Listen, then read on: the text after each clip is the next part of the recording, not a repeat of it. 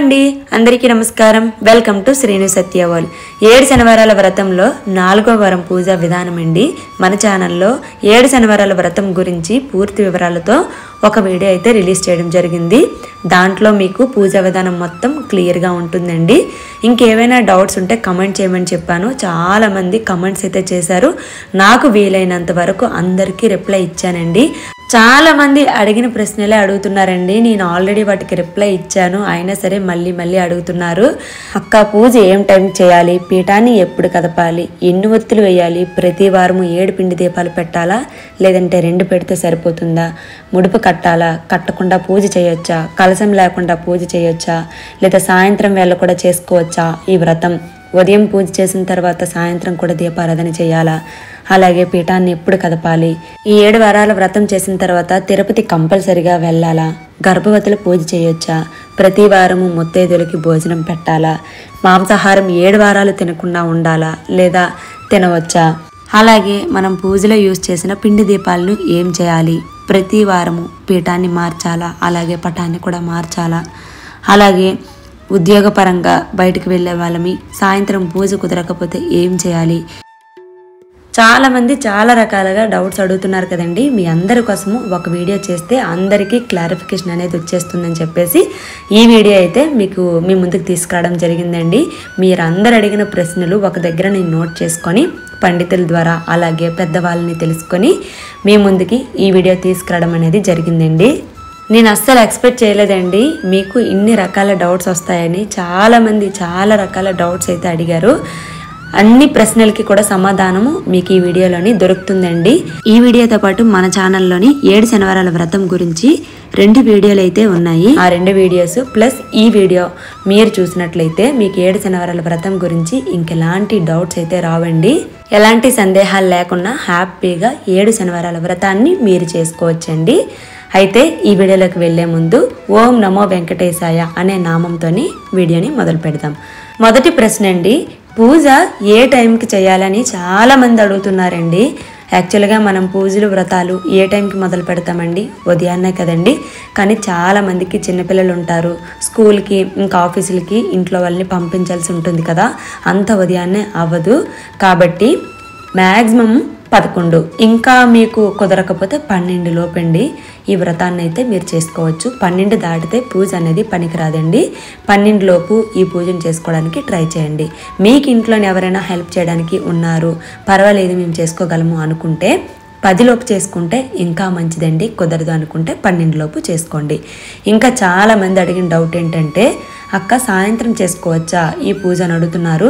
కొన్ని వ్రతాలు ఉదయం మాత్రమే చేసుకోవాలండి కొన్ని సాయంత్రం చేసుకోవాలి ఫర్ ఎగ్జాంపుల్ మనము త్రిమూర్తుల వ్రతము అలాగే సత్యనారాయణ వ్రతం కూడా సాయంత్రమే చేయాలంటే అండి చాలామంది కుదరక ఉదయం చేసేస్తున్నాము త్రిమూర్తుల వ్రతం చాలా మంది నైట్ టైమే చేస్తారు కదా అలాగే కొన్ని నైట్ చేయాల్సినవి ఉంటాయి కొన్ని మార్నింగ్ చేసుకోవాల్సినవి ఉంటాయండి అందులోని 7 శనివారాల వ్రతం మార్నింగే చేసుకోవాలండి ఇంకా చాలా మంది ఏమడుగుతున్నారంటే జాబ్స్కి వెళ్ళిన వాళ్ళు ఉంటారు కదండి ఉదయం పూజ చేయడం అవుతుంది కానీ సాయంత్రం ఇంటికి వచ్చేసరికి లేట్ అయిపోతుందండి పూజ చేయడం అవ్వట్లేదు పర్వాలేదా అంటున్నారండి మీరు ఉద్యోగం పరంగా మీరు బయటకు వెళ్తున్నారు కాబట్టి ఏదైనా ఆ స్వామి ప్రసాదించిందే కదండి మీ ఉద్యోగం కూడాను అయినా పర్వాలేదండి స్వామికి ఉదయాన్నే చేసుకొని మీరు హ్యాపీగా ఉద్యోగానికి వెళ్ళొచ్చు ఇంకొక ప్రశ్న అండి పీఠాన్ని ఎప్పుడు కదపాలి అని అడుగుతున్నారు ఉదయం పూజ అయిపోయిన తర్వాత మనం సాయంత్రం కూడా పూజ చేస్తాం కదండి సాయంత్రం పూజ చేసిన దీపం కొండెక్కిన తర్వాత మనం పడుకునే ముందు స్వామివారికి మళ్ళీ నమస్కారం చేసుకొని పీఠాన్ని ఒక్కసారి కదిపి దండం పెట్టుకోవాలి ఇప్పుడు వీటినన్నిటిని కూడా మరుసటి రోజు ఆదివారం తీసుకోవాలండి పటమైన పీఠమైన అక్కడ పెట్టిన పూజ పదార్థాలన్నీ కూడాను ఆదివారమే మనము తీసుకొని చక్క పెట్టుకోవాలండి ఆ పిండి ప్రమిదలైతే మీరు చక్కగా ఆవులకి కానీ పక్షులకి కానీ పెట్టేసుకోవచ్చు మిగతావి ఏవైనా సరే ఒక కవర్లోకి సపరేట్గా తీసేసుకొని మీకు అవకాశం ఉంటే నదిలో కలుపుకోండి లేదంటే ఏదైనా మర్రి చెట్టు కింద కానీ ఇలాగా వేసేసుకుంటే సరిపోతుందండి ఆ తర్వాత ఒత్తులు ఎన్ని వేయాలి అని అడుగుతున్నారండి పిండి ప్రమిదల్లోని నేనైతే ప్రతి వారము 7 పిండి దీపాలు పెడుతున్నాను ఒక్కొక్క పిండి దీపంలో 7 ఒత్తులు వేస్తున్నానండి అలాగే స్వామివారి పటం దగ్గర పెట్టిన దీపపు కుందుల్లో కూడా 7 ఒత్తులు వేస్తున్నాను. చాలామంది ఇంకా ఏమడుగుతున్నారంటే ప్రతి వారము 7 పిండి ప్రమిదలు పెట్టాలా అని అడుగుతున్నారు. పెడితే చాలా మంచిదండి. మీకు కుదరదు, టైం లేదు అనుకుంటే కనీసం 2 అయినా పెట్టండి. ఒక్కొక్క దాంట్లో 7 ఒత్తులు వేయండి. మీకు అవకాశం ఉందనుకుంటే తప్పనిసరిగా ప్రతి వారము 7 పిండి దీపాలను పెట్టడానికి ట్రై చేయండి. ప్రతి దాంట్లో కూడా 7 ఒత్తులు వేసుకోవాలండి.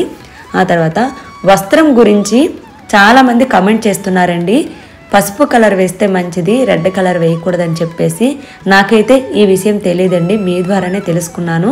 ఎందుకంటే మనం చాలా వరకు పూజల్లో ఎరుపు వస్త్రాన్ని వాడతాము, అలాగే పచ్చ, ఇంకా పసుపు కూడా వాడతాము. ఈ మూడింటిలో ఏదైనా వేయొచ్చు కదా అని చెప్పేసి నేను ఎరుపు వస్త్రాన్ని వాడుతున్నాను.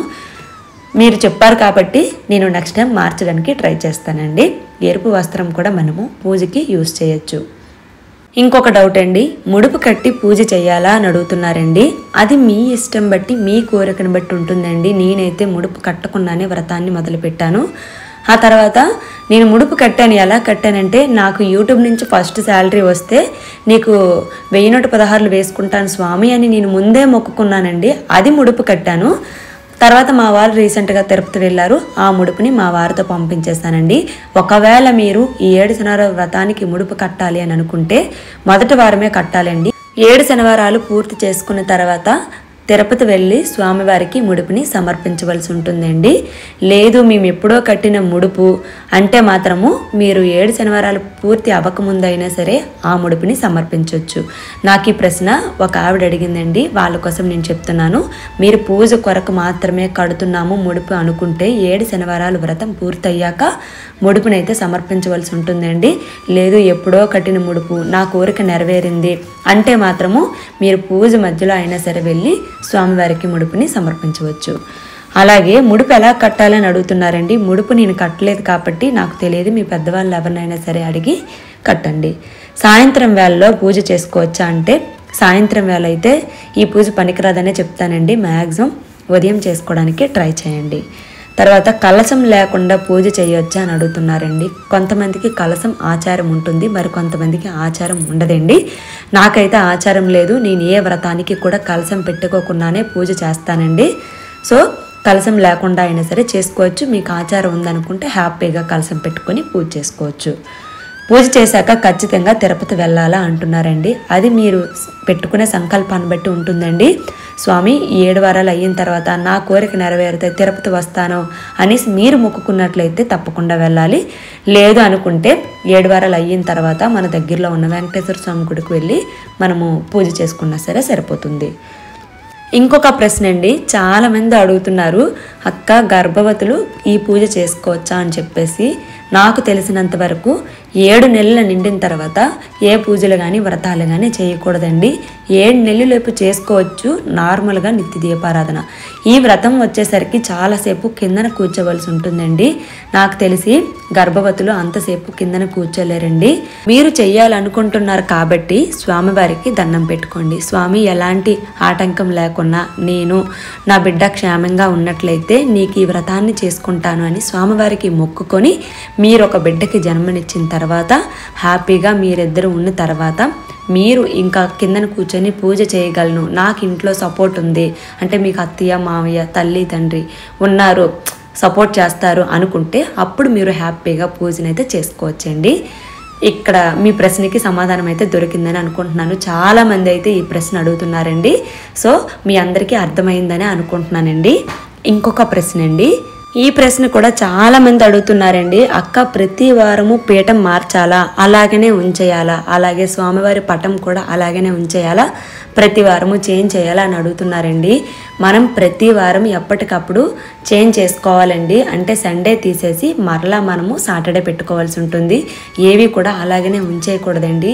అలా ఉంచినా సరే మనం హాల్లో పెట్టుకుంటూ ఉంటాం కాబట్టి మనం అటు ఇటు తిరిగినప్పుడు ఇబ్బందిగా ఉంటుందండి. ఎందుకంటే చాలా నిష్ఠగా ఉండాలి పటం హాల్లో ఉంటే, కాబట్టి మనకి కుదరదండి.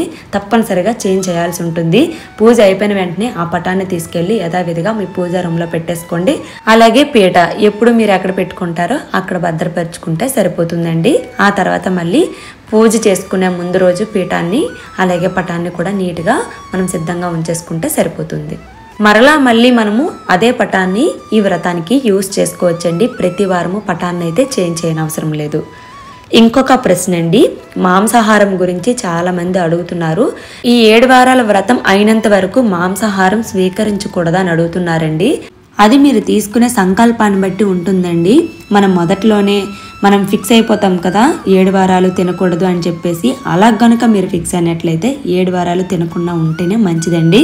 లేదు అలా ఏమీ అనుకోలేదని అనుకుంటే మాత్రము మీరు తీసుకోవచ్చు. కానీ అట్లీస్ట్ శుక్రవారము శనివారము తినకుండా ఉండడానికి ట్రై చేయండి.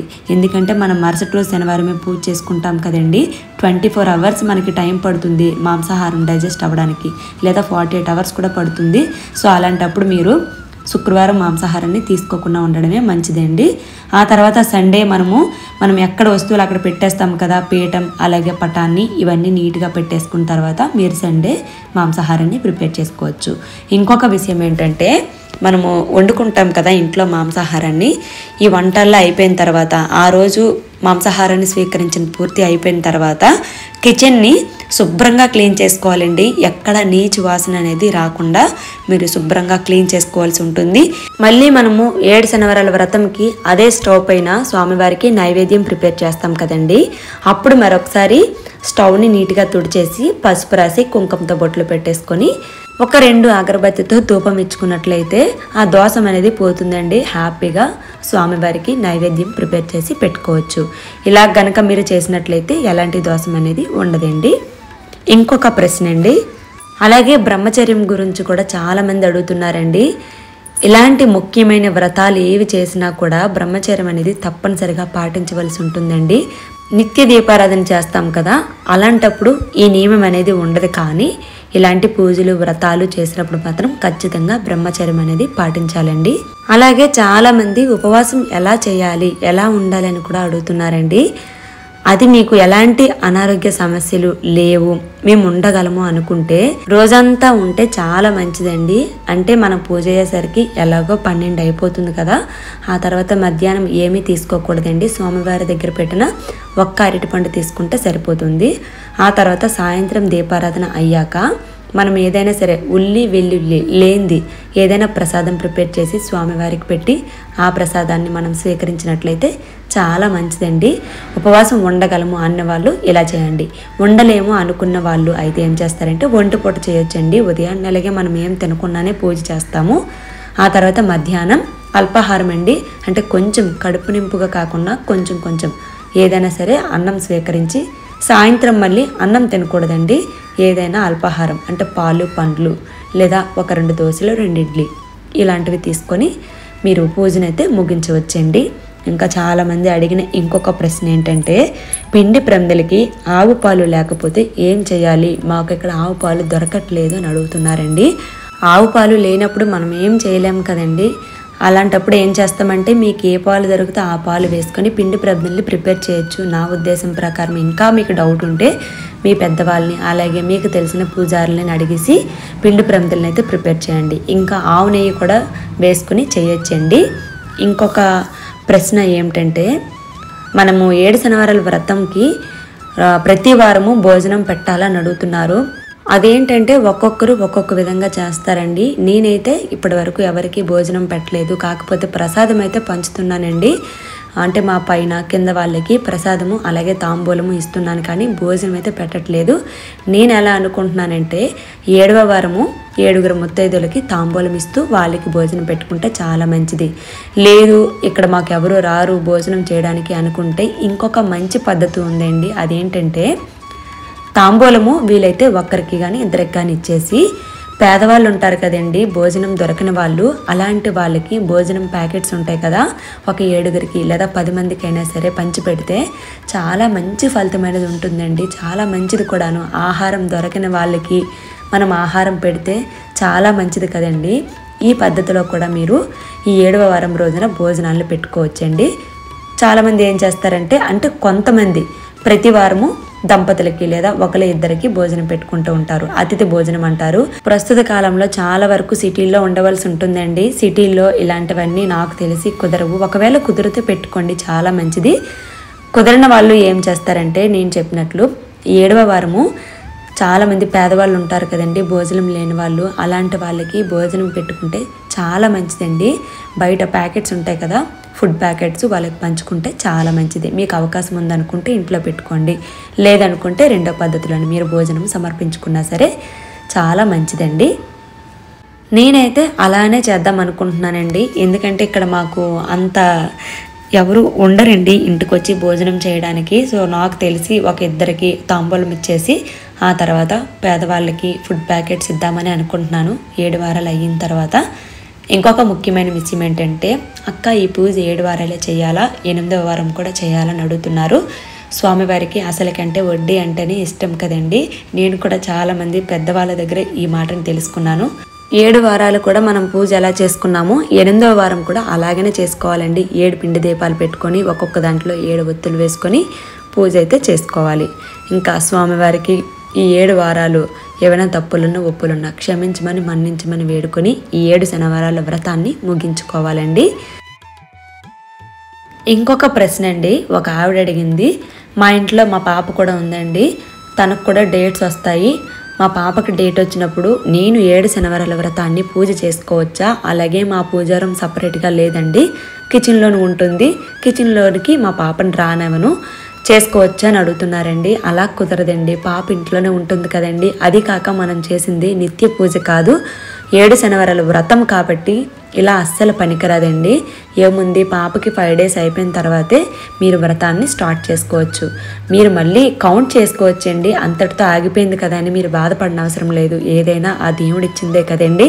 మీరు ఇప్పటి వరకు ఎన్ని వారాలు చేశారో ఈ డేట్స్ అయిపోయిన తర్వాత నెక్స్ట్ కంటిన్యూ చేసుకోవచ్చండి పూజని. ఎన్ని నెలలైనా పర్వాలేదు, మీకు ఎప్పుడు కుదిరితే అప్పుడు ఈ వ్రతాన్ని కంప్లీట్ చేసుకోవచ్చు.